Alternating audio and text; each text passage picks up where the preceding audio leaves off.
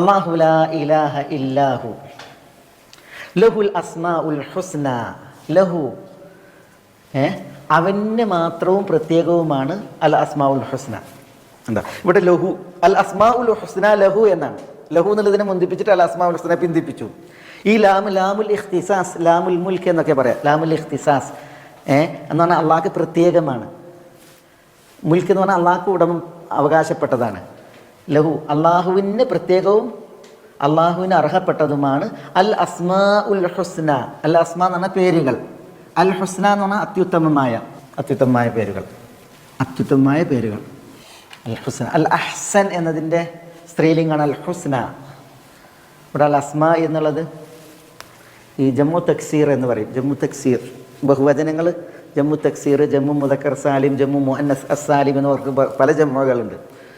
അത് സ്ത്രീലിംഗമായിട്ടാണ് ഈ ജമ്മു മുദക്കർ സാലിം, ജമ്മു മുഅന്നസ് സാലിം ഒക്കെ പ്രയോഗിക്കുക. ജമ്മു തക്സീറും ജമ്മു മുഅന്നസ് സാലിമും സ്ത്രീലിംഗമായിട്ടാണ് പ്രയോഗിക്കുക. ഇത് അൽ അസ്മാ എന്നുള്ളത് ജമ്മു തക്സീറാണ്, ബഹുവചനാണ്. അതുകൊണ്ടാണ് അതിന് അൽ ഹുസ്ന എന്നുള്ള സ്ത്രീലിംഗം സിഫത്തായിട്ട് വിശേഷണമായിട്ട് വന്നത്. എന്തായാലും അൽ ഹുസ്ന എന്ന് പറഞ്ഞാൽ ഏറ്റവും ഉത്തമം എന്നാണ്. അൽ അഹ്സൻ എന്നതിൻ്റെ സ്ത്രീലിംഗം ആകുമ്പോൾ ഏറ്റവും ഉത്തമം എന്നാണ് അതിൻ്റെ അർത്ഥം.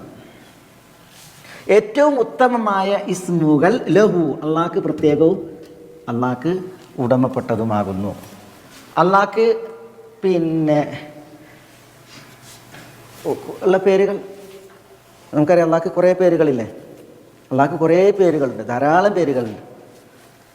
അള്ളാഹിൻ്റെ പേരുകൾ ഇപ്പോൾ ഒരു ദുആയിൽ നബി സല്ലല്ലാഹു അലൈഹി വസല്ലം തങ്ങൾ പറഞ്ഞു, ഈ ദുആഉൽ ഫറജ്, ടെൻഷൻ പോകാനുള്ള, അതേപോലെ ഈ വിഷമം നീങ്ങാനുള്ള ദുആയിൽപ്പെട്ടതാണ് അല്ലാഹുമ്മ ഇന്നി അബ്ദുക വബ്നു അബ്ദിക വബ്നു അമതിക നാസിയതി ബിയദിക മാദിൻ ഫിയ ഹുക്മുക അദ്ലുൻ ഫിയ ഖദാഉക അല്ലാഹുമ്മ ഇന്നി അസ്അലുക ബികുല്ലി ഇസ്മിൻ ഹുവ ലക് സമ്മൈത ബിഹി നഫ്സക ഔ അൻസൽതഹു ഫീ കിതാബിക ഔ അല്ലംതഹു അഹദൻ മിൻ ഖൽഖിക ഔ ഇസ്തഅ്സർത ബിഹി ഫീ ഇൽമിൽ ഗൈബി ഇൻദക അൻ തജഅല അൽ ഖുർആന റബീഅ ഖൽബി വനൂറ സദ്രി വജലാ ഹമ്മി വദഹാബ ഹുസ്നി.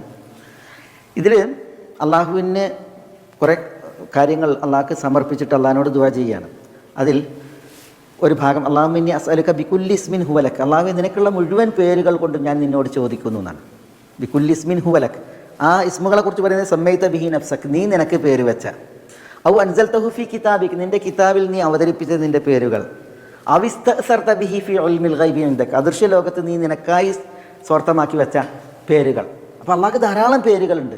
അത് കുറേ പഠിപ്പിച്ചിട്ടുണ്ട്, കുറേ വേദത്തിൽ അവതരിപ്പിച്ചിട്ടുണ്ട്, കുറേ അള്ളാഹു അവൻ്റെ അടുക്കൽ തനിക്കായി എടുത്തു വെച്ചിട്ടുണ്ട്. കുറേ പേരുകൾ അള്ളാഹ്ക്കുണ്ട്. പക്ഷെ എല്ലാ പേരുകളും എന്താണ്? അൽ ഹുസ്ന, ഉത്തമമായ പേരുകളാണ്. കാരണം എന്താ വെച്ചാൽ അള്ളാഹിൻ്റെ ഓരോ പേരുകളും അതിൻ്റെ അർത്ഥം വളരെ എന്താണ്? അള്ളാഹുവിൻ്റെ ജലാലിനെയും കമാലിനെയും അറിയിക്കുന്ന പേരുകളാണ്. അള്ളാഹുവിൻ്റെ ജലാൽ, മഹത്വം, അതേപോലെ അള്ളാഹുവിൻ്റെ കമാൽ, പൂർണ്ണത, ഇവതൊക്കെ അറിയിക്കുന്ന അർത്ഥമുള്ള പേരുകളാണ്.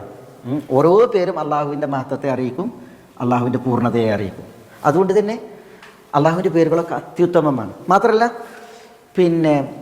അള്ളാഹു സുബ്ഹാനഹു വ തആല ചിലയിടത്ത് പറഞ്ഞ് വലില്ലാഹിൽ അസ്മാഉൽ ഹുസ്ന ഫദ്ഉഹു ബിഹ, അള്ളാഹ്ക്കാണ് ഉത്തമമായ സംജ്ഞകൾ, പേരുകൾ.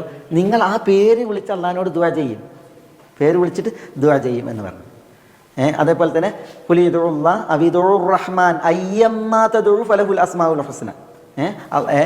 ഏത് പേര് കൊണ്ട് വിളിച്ചിട്ടുണ്ടെങ്കിലും അള്ളാഹ്ക്ക് എന്താണ്? എല്ലാ പേരുകളും എന്താണ്? ഉത്തമമായ പേരുകളാണ്. അപ്പോൾ അള്ളാഹിൻ്റെ പേരുകൾ വിളിച്ച് തേടാൻ മാത്രം അള്ളാഹിൻ്റെ പേരുകൾ എന്താണ്? ഉത്തമമാണ്, അത്യുത്തമമായിട്ട് അള്ളാഹുവിൻ്റെ പേരാണ്. അതുകൊണ്ടാണ് നമ്മൾ പറയുന്നത് തബാറക ഇസ്മുക്, റബ്ബേ നിൻ്റെ പേര് അനുഗ്രഹപൂർണമായിരിക്കുന്നു എന്ന് പറയുന്നത്.